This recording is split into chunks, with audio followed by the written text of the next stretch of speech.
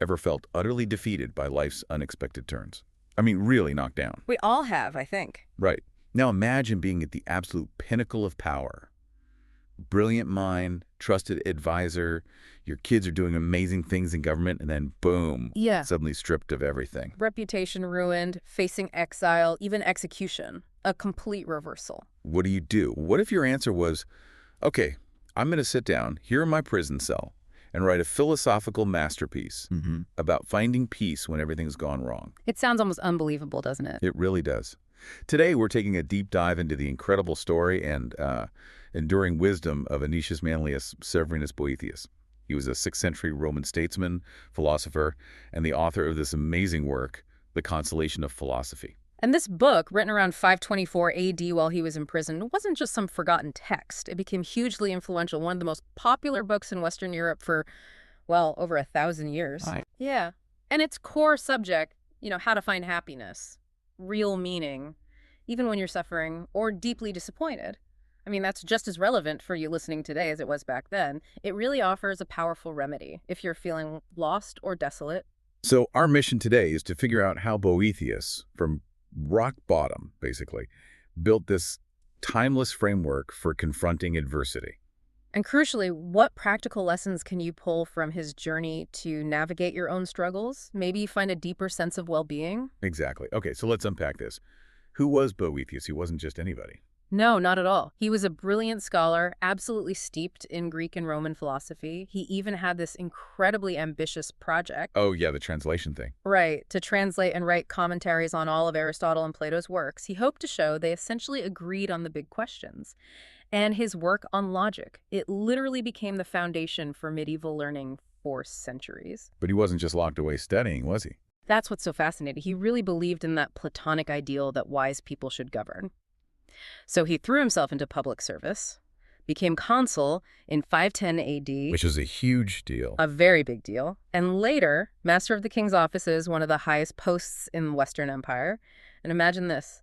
In 522 AD, both his sons became joint consuls. Wow. I mean, talk about reaching the summit. He truly had it all. He really did. But then, 523 AD, everything just collapsed. A sudden, brutal reversal of fortune. He's arrested, and the charges sound pretty serious. They were 4 major things: desiring the safety of the Senate, which sounds good, but not in that political climate. What context matters. Exactly. Hindering an accuser from testifying against the Senate, hoping for Roman liberty through some spurious letters, basically treasonous correspondence. Okay. And maybe the strangest one for a scholar?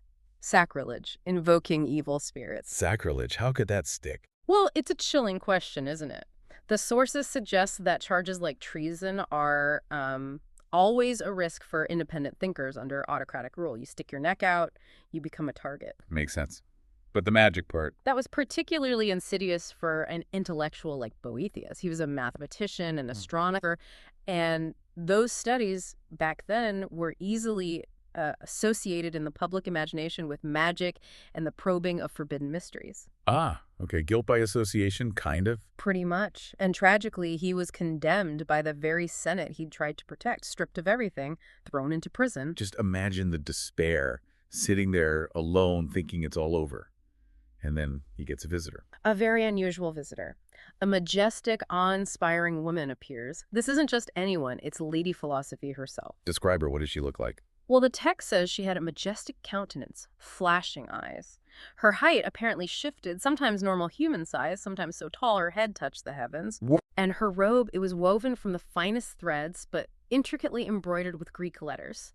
A pi for theoria, or theoretical wisdom, and a theta for praxis, practical wisdom. So theory and practice combined. Exactly. But here's a key detail. That beautiful robe was torn in places, torn by the hands of violent men, symbolizing how her wisdom is often attacked or misused in the world. Powerful image. And she doesn't waste time, does she? Not at all. She immediately confronts the muses of poetry who were there trying to offer Boethius some, well, emotional comfort. And she calls them Whores from the theater. ouch. Yeah, pretty strong language. She says they offer sweet poison, and their emotional appeals actually kill the fruitful harvest of reason. She sees Boethius's despair not as justified grief, but as a kind of sickness, a lethargy, a common illness of deceived minds. Essentially, she tells him he's forgotten himself a little. Wow. So kick out the poets, bring in the logic. That's the idea. Once the muses are gone, philosophy gets down to business. And this is where it gets really interesting, especially if you've ever grappled with disappointment or loss. Okay, I'm listening. She directly challenges his complaints about losing his fortune, his status, wealth, everything. And she argues something totally counterintuitive. Which is? Adverse fortune is more beneficial to men than prosperous fortune. Wait, bad luck is better than good luck. How does that work? It's a really profound reevaluation. Her point is that good fortune, prosperity, it actually deceives us. It can enslave the minds of good men with the beauty of specious goods. It makes us chase illusions. Okay. But adverse fortune, hardship, loss, it does the opposite. It frees them by making them see the fragile nature of happiness. It wakes you up to reality, however harsh. So losing everything actually sets you free, in a way. That's her startling claim. She says, no man can ever be secure until he has been forsaken by fortune. Only when it's all gone do you truly understand what fortune is. Changeable, inherently unstable, like the tides of the Euripus Strait, she says, always shifting, unpredictable. So when things go wrong, fortune isn't betraying you. She's just being herself. Exactly, that's her nature. The text mentions King Croesus, ridiculously wealthy, almost burned alive. King Perses, powerful, captured in war. Philosophy's point is, look, if you chase fortune's gifts, if you chain yourself to her, you have to accept her terms. Her terms are constant change. And trying to stop her wheel from turning. His like trying to stop the tide. You'd be the most foolish man alive. That really makes you think, doesn't it? Yeah. How much of our own stress and anxiety comes from expecting permanence, from things that are just not permanent. Precisely. Philosophy drives this home. Happiness is never completely achieved and never permanently kept.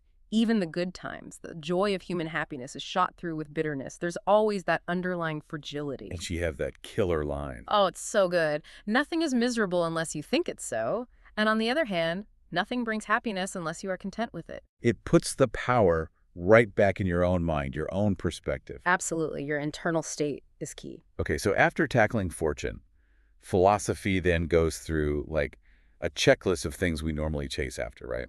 Riches, power. Right. She systematically dismantles the common sources of what we mistake for happiness. Riches, honor, power, fame, pleasure. She argues they're not just temporary, they're inherently flawed. They can't deliver what they promise. Let's take riches. What's her beef with money? Well, she points at the irony. Riches are supposed to make you self-sufficient, but don't they actually make you more dependent on guards, on banks, on others to manage it? Good point. And avarice is never satisfied. There's always more to want. She even says, no man can be rich who cries fearfully and considers himself to be poor. If you live in fear of losing it, are you truly rich? And what about the stuff money buys? The nice clothes, the jewels? She asks, is the beauty in the thing itself or in the fact that you possess it? A jewel is beautiful whether you own it or not. By valuing these external things, this lifeless bric-a-brac above your own inner worth, your rational soul made in God's likeness, you actually lower your own dignity. Wow. That's quite the take. Okay, what about power? People definitely chase that. Oh, yeah. Philosophy uses Emperor Nero as an example. Ruled vast territories, incredible power. Though was apparently a terrible person. Exactly. His great power could not subdue the madness of this depraved man. Power without virtue is dangerous, and she also brings it down to earth. What is weaker than a man who can be killed by the bites of insects? It highlights our fundamental vulnerability no matter how much political power we wield. And there's that story about the guy who bites his own tongue off. Right. The tyrant trying to force secrets out of a free man who bites off his own tongue rather than to betray his friends. The point is that true power, the power over your own soul, your integrity that's internal, you can never impose upon a free spirit. External force can't touch that inner core. Okay, power's flawed. What about fame? Being well-known, admired. She dismisses it as trivial and empty. It's limited by geography. Most people in the world won't know you. It's limited by time. Future generations might forget you entirely. And she tells that funny story about the philosopher. Oh, that's great. This guy claims to be a philosopher, endures a load of insults silently. Then someone asks, okay, now do you think I believe you're a philosopher? And he puffs up and says, yes, now you do. Oh. And the other guy just laughs and says, I would have thought so if you had kept silent. The moment he needed that external validation, he showed he wasn't the real deal. True virtue doesn't need applause. Makes sense. And nobility, like being born into a famous family. Not about status, she says. It's a necessity imposed on the noble to carry on the virtues of their ancestors, meaning you have to earn it through your own virtuous actions. After all, she argues, all men come from noble origin, from God, the one Father. So real nobility is living up to that divine spark within you. Okay, last one. Pleasure. Bodily pleasures. Fleeting, she argues, often full of worry beforehand and fulfillment full of remorse afterward. Think hangovers, regrets. Been there. Haven't we all? She even quotes the playwright Euripides saying something quite shocking. The childless man is happy by his misfortune. Whoa, why? To highlight that even things we cherish, like family, can become sources of terrible sorrow through loss or worry. It shows the inherent vulnerability in attaching our happiness too strongly to anything external, even good things. So the conclusion for all these worldly goods. They're limited goods. They cannot achieve what they promise, lasting, stable happiness, and therefore they are not man's path to happiness. Right. So if riches, power, fame, pleasure, if none of those are the answer, where do we look? What's left after philosophy has torn down all the usual suspects? That's the million-dollar question, isn't it? And philosophy promises she can lead Boethius and us to true happiness and the supreme good. Okay, how? What is this supreme good? Her argument is quite elegant, actually. It's philosophical, but bear with me. She says, we perceive imperfection all around us, right? Things fall short, they decay, they're flawed. Sure, nothing's perfect.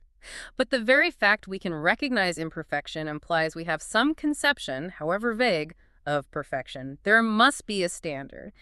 And since God, by definition in this Neoplatonic framework, is perfect goodness, lacking no good quality, then he must be that supreme good, the ultimate standard, and therefore he must also be the source of perfect happiness. So God equals the highest good equals true happiness. Essentially, yes. And then she says something really interesting. Men become happy by acquiring divinity. Well, hang on. Become gods. Not literally. It means becoming gods by participation, by aligning ourselves with, striving towards, and embodying that perfect goodness, wisdom, justice, love, self-sufficiency, all those things we participate in the divine nature. We draw closer to the source of happiness by becoming more like it. Ah, okay. It's about internal transformation, reflecting that goodness. Exactly, she simplifies it. All those things we chase separately, sufficiency, power, fame, reverence, and joy. They seem different, but in their perfect form, in God, they are different in name and substance. All are one and the same. But we breaks them up. Human error, she says. We shatter that unity and chase the fragments thinking this piece or that piece will make us whole. But true happiness is possessing the unified, complete good. And she links this to existence itself. Yes. Unity is the principle of existence. Think about it. Anything that exists, because it holds together, it maintains its oneness. A body, a society, even an idea.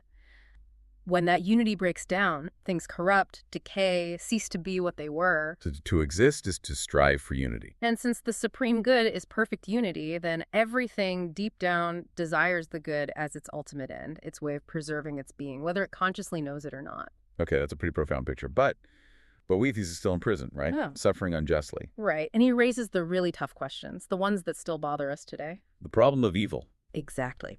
He asks Lady Philosophy, how can there be evil in a world governed by an omnipotent good? And maybe even more puzzling, why does evil seem to win so often? Why does it go unpunished and trample virtue? Yeah, that's the kicker. What's her answer? It feels like a huge contradiction. Her answer is, again, completely unexpected. She states boldly, the good are always powerful and the evil are always weak and futile. Weak. But they often look pretty powerful. She argues they don't truly exist in the fullest sense. Evil isn't a thing with power, it's a lack, a privation of good, like a shadow is the absence of light. A dead body, she says, is a cadaver. You can call it a dead man, but not simply a man in the full sense. So choosing evil is like choosing non-existence. In a way, yes. To give yourself over to vice is to lose one's human nature. You become less than human, transformed into something beastly.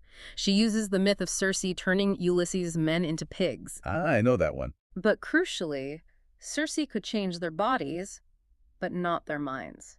Their human reason remained. Philosophy emphasizes that real strength, the strength of man, is within, hidden in the remote tower of the heart. Evil weakens that core. Okay, so evil is weakness, but what about the punishment part? Why do bad guys seem to get away with it? Here's another twist. Philosophy claims wickedness itself is the punishment. The act itself is the punishment. Yes. Being vicious, being unjust, corrupts your soul, makes you inherently miserable, cut off from the true good, regardless of whether you get caught or enjoy external success. The internal damage is the real penalty. Oh. And even more surprisingly, she argues, the wicked are happier when they are punished than when they evade justice. Happier being punished. Because just punishment, in her view, is actually a good thing. It's like medicine for the soul. It lessens the evil within them, the source of their misery, and potentially helps correct them. It's a chance for healing. That completely flips the script on justice. It's not just about retribution, it's about restoration. Exactly. Restoring the soul towards the good. This is deep stuff. Okay, but it leads to that other massive question. If God knows everything, what about free will? Are we just puppets? Right. If God foresees my choice, did I really freely choose it? This is where philosophy gets into the nature of divine knowledge. How does she explain it? She says our confusion comes from trying to understand God's knowledge in human terms, specifically in terms of time. We experience time sequentially past, present, future. We have foreknowledge of future events. Right. But God, being eternal, is outside of time. She distinguishes between providence, God's simple eternal plan or vision for everything, and fate, how that plan unfolds within time through cause and effect. So God's view isn't like looking ahead in time. No. She says God's knowledge isn't foreknowledge like ours. It's knowledge of a never-changing present. He sees all of time, past, present, future simultaneously as eternally present to him, like viewing a landscape from a mountaintop, seeing the whole path at once, not just the bit you're currently walking. Okay, I think I'm following. How does that solve the free will problem? Because God seeing you perform an action doesn't cause you to perform it. If you decide freely to stand up and walk, God sees you walking in his eternal present. Your walking is conditionally necessary, meaning if you choose to walk, it's necessary that you are walking because it's happening and he sees it. But the choice itself was still mine. Precisely. The necessity is in the outcome known by God, not in the choice itself. Your decision wasn't forced by his knowledge. Therefore, she concludes, the freedom of the human will remains inviolate. It's still real. Our Yeah. choices matter. Absolutely. And this has a huge implication. Hopes and prayers are not directed to God in vain, for if they are just, they cannot fail. Because our free choices and our turning towards the good have real weight in this divinely ordered yet free universe. Wow, what a journey. From a prison cell, despair, to this incredibly intricate and honestly uplifting vision of reality. It really is. Boethius basically built a roadmap for navigating life's storms, starting from the absolute worst circumstances imaginable. He forces us to ask fundamentally different questions about happiness, doesn't he? To look inwards for strength, for freedom. And to trust, perhaps, in a higher order of providential wisdom, even when the immediate events look chaotic or unjust from our limited viewpoint. It's truly a manual for resilience. His final message seems to be one of action, too. Yes, definitely. It culminates in this powerful call. Stand firm against vice and cultivate virtue. Lift up your soul to worthy hopes and offer humble prayers to heaven. It's not passive acceptance, it's active engagement with living virtuously. And that idea that everything we do is done in the sight of a judge who sees all things. Yeah, and maybe not just a judge in the punitive sense, but a witness who understands the whole picture, the full context of our struggles and choices within that larger, divinely guided reality. So here's something to really think about, maybe as you go about your week. How might your perspective on things, on adversity, on injustice, even just the daily grind, how might it fundamentally change if you really leaned into Boethius's idea that all fortune is good? Meaning that every challenge either tests virtue or corrects and punishes vice. What kind of, profound freedom, what kind of inner peace could that perspective offer you in your own life, facing your own unique challenges? That's definitely a powerful thought to chew on. It really is. Thank you for joining us on this deep dive into Boethius's truly enduring wisdom.